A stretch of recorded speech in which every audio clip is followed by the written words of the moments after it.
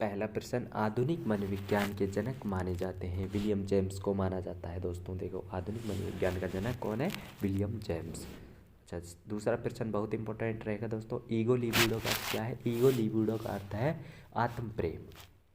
अच्छा, question number 3, E.H. Ericsson के अनुसार मनोलैंगिक विकास की कितनी अवस्थाएं हैं? E.H. एरिक्सन के अनुसार मनोलैंगिक विकास की 8 अवस्थाएं हैं। कितनी अवस्थाएं हैं दोस्तों? 8 अवस्थाएं हैं। शिक्षण विधियाँ तथा शिक्षण नीतियों में अंतर होता है। देखो दोस्तों, शिक्षण विधि और शिक्षण नीतियों में उद्देश्यों का अंतर होता है।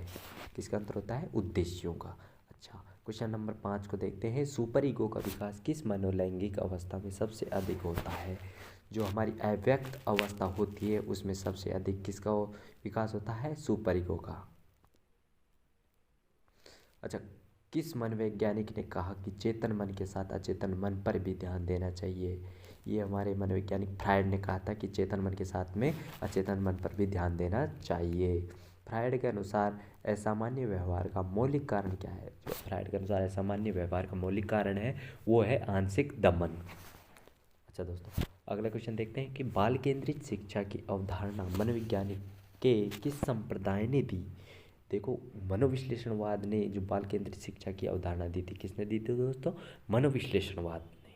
अच्छा, अगला प्रश्न देखते हैं, मनोविज्ञान आचरण एवं व्यवहार का यथार्थ विज्ञान है। यह कथन किसका है? मैकडूगल का। किसका कथन है? मैकडूगल का। शिक्षा के संकुचित अर्थ में शिक्षा प्रदान की जाती है। शिक्षा के संकुचित अर्थ में शिक्षा प्रदान की जाती है किस में? निश्चित स्थान पर। देखो, शिक्षा का जो संकुचित अर्थ है इसका मतलब है निश्चित स्थान पर शिक्षा प्रदान की जाती है। अच्छा, मनोविज्ञान व्यवहार व अनुभव का विज्ञान, यह कथन किसका है? यह कथन स्किनर का है दोस्तों।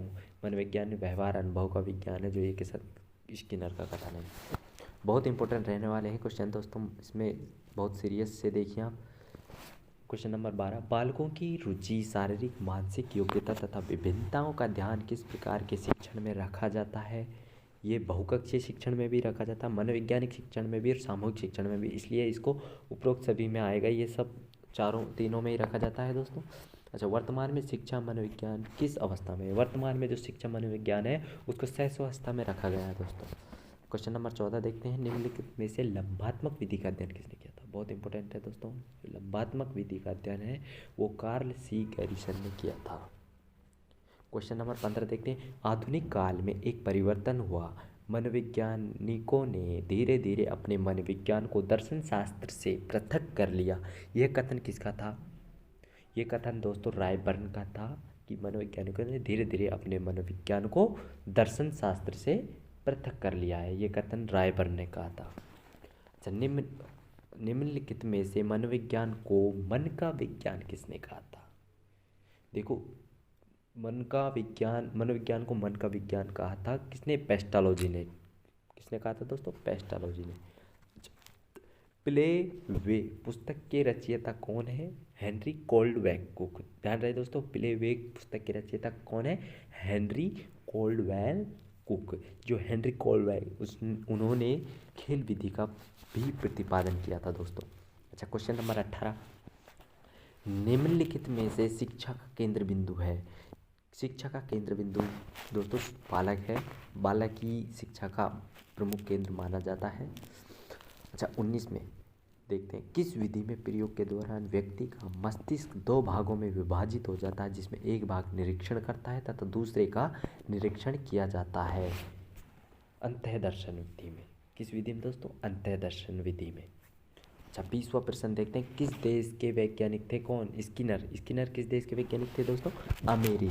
अमेरिका के वैज्ञानिक थे स्किनर, जिन्होंने चूहे और कबूतर पर अपना परीक्षण किया था। अच्छा, 21वां प्रश्न देखते हैं, व्यवहार के निरीक्षण द्वारा किसी के मानसिक दशा का पता लगाना किस विधि की विशेषता है? जो व्यवहार को देख के किसी की मानसिक दशा का पता लगाना, ये निरीक्षण जो विधि है उसकी विशेषता है दोस्तों।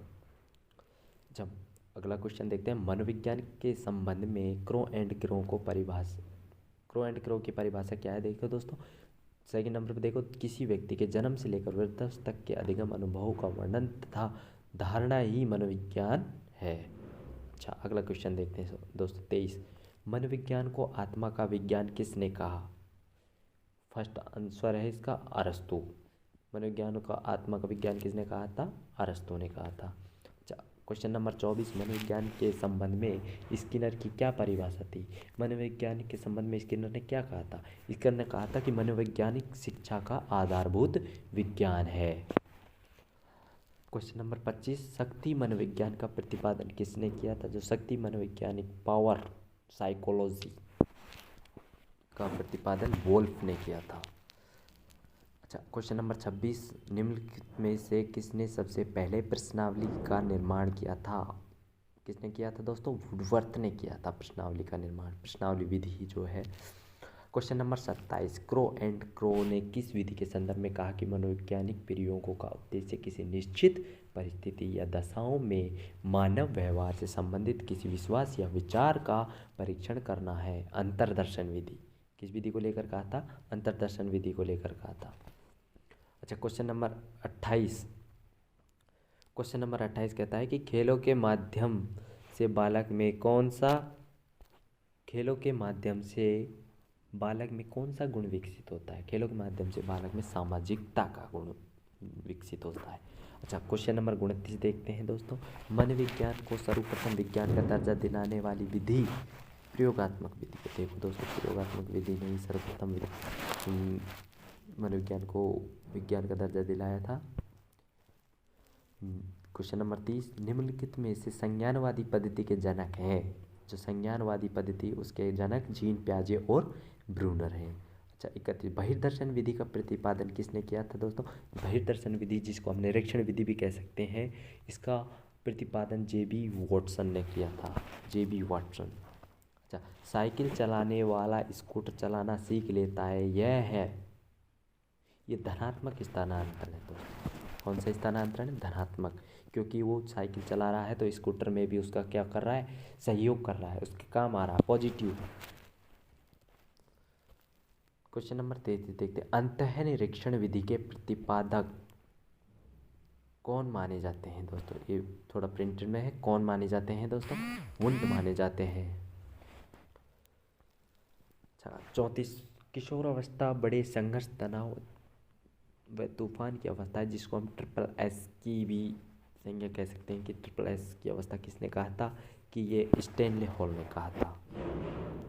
अच्छा, क्वेश्चन नंबर 35, अपनी आत्मा में देखना ही अंतर्दर्शन है, उक्त कथन है किसका? टिचनर का।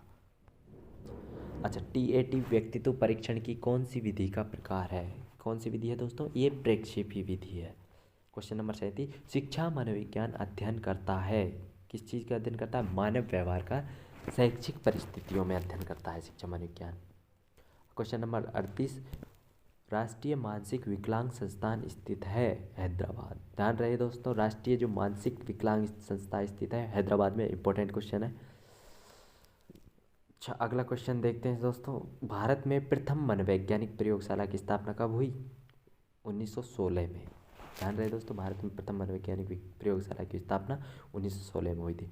टोलमैन का चिन्ह अधिगम का सिद्धांत अन्य किस नाम से जाना जाता है दोस्तों? चिन्ह गेस्टाल्ट सिद्धांत के नाम से भी जाना जाता है, चिन्ह सार्थकता सिद्धांत या प्रत्याशा सिद्धांत के नाम से भी जाना जाता है, सह प्रयोजन व्यवहारवाद के नाम से भी जाना जाता है। इसलिए हमारा आंसर क्या होगा? उपरोक्त सभी होगा दोस्तों। क्वेश्चन नंबर 41, प्रयोगात्मक मनोविज्ञान का जनक कहा जाता है, किसको कहा जाता है? प्रयोगात्मक मनोविज्ञान का जनक विलियम वुंट को कहा जाता है दोस्तों। अच्छा, क्वेश्चन नंबर 42, वोल्फगैंग कोहलर द्वारा अंतर्दृष्टि अधिगम का प्रयोग कब किया गया दोस्तों? 1920 में। ध्यान रहे दोस्तों, 1920 में अंतर्दृष्टि अधिगम का प्रयोग किया गया था। किसके द्वारा किया गया था? वोल्फगैंग कोहलर द्वारा, यानी कि। अच्छा, अगला प्रश्न देते हैं 43वां, अमेरिकी मनोविज्ञान का जनक कहा जाता है। अमेरिकी मनोविज्ञान का जनक किसे कहा जाता है? अमेरिकी मनोविज्ञान विलियम जेम्स। अगला प्रश्न देखते हैं दोस्तों 44, अंतर्दृष्टि अधिगम में समस्या की किस स्थिति पर ध्यान दिया जाता है? अंतर्दृष्टि अधिगम में संपूर्ण स्थिति पर ध्यान दिया जाता है दोस्तों। जिस समूह में स्वतंत्र चर उपस्थित रहता है उसे कहते हैं। देखो दोस्तों, जिस समूह में स्वतंत्र चर उपस्थित रहता है, अपनी मर्जी से करता है, वो होता है प्रयोगात्मक समूह। क्वेश्चन नंबर 46 देखते हैं दोस्तों, निम्नलिखित में से स्टैनले हॉल द्वारा प्रतिपादित सिद्धांत है। स्टैनले हॉल ने किसका सिद्धांत दिया? पुनरावृत्ति का सिद्धांत। पुनरावृत्ति का सिद्धांत किसने दिया दोस्तों? स्टैनले हॉल ने। अगला क्वेश्चन देखते हैं दोस्तों। मनोविज्ञान को व्यवहार का विज्ञान के रूप में सबसे पहले परिभाषित किया। व्यवहार का विज्ञान के रूप में सर्वप्रथम किसने परिभाषित किया? वॉटसन के द्वारा, जिसको हम बहिर्दर्शन विधि, निरीक्षण विधि भी कह सकते हैं। कौन था? वॉटसन के द्वारा दी गई थी। अच्छा, क्वेश्चन नंबर 48 देखते हैं। किलपैट्रिक द्वारा प्रयोजना विधि का आविष्कार हुआ था कब? 1918 में। ध्यान रहे दोस्तों, किलपैट्रिक ने प्रयोजना विधि दी थी और विलियम वुंट ने प्रयोगात्मक विधि दी थी, प्रयोगात्मक। ध्यान रहे दोस्तों। अच्छा, क्वेश्चन नंबर 49 देखते हैं। वुंट के द्वारा स्थापित स्कूल का नाम क्या था? वुंट के जो दो स्कूल का जो स्थापना की थी उसका नाम क्या था? संरचनावाद। ध्यान रहे दोस्तों, संरचनावाद। अच्छा, क्वेश्चन नंबर 50। स्व प्रेरणा द्वारा अधिगम कैसा होता है दोस्तों? स्व प्रेरणा द्वारा अधिगम बहुत ही प्रभावशाली होता है दोस्तों अगर किसी भी प्रश्न में किसी भी कोई प्रकार की दिक्कत है तो कमेंट करके जब अवश्य बताएं। धन्यवाद।